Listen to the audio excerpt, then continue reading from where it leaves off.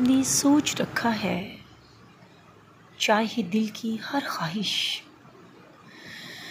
जिंदगी की आंखों से अश्क बन के बह जाए, घर की सारी दीवारें छत समेत गिर जाए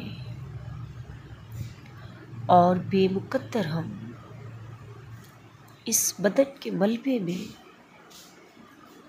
खुद ही क्यों न दब जाए।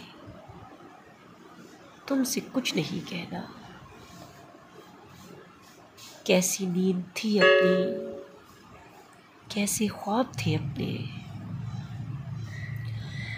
और अब गुलाबों पर, नींद वाली आंखों पर, नर्म खू से ख्वाबों पर क्यों अज़ाब टूटे हैं। तुमसे कुछ नहीं कहना। खिर गए हैं रातों में, बेलिबास बातों में, इस तरह की बातों में कब चिराग जलते हैं, कब असाब टलते हैं। अब तो इन असाबों से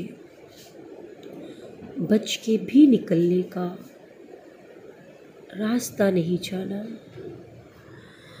जिस तरह तुम्हें सब सच के लासवाल लम्हों से वास्ता नहीं जाना, हमने सोच रखा है, तुमसे कुछ नहीं कहना, तुमसे कुछ नहीं कहना।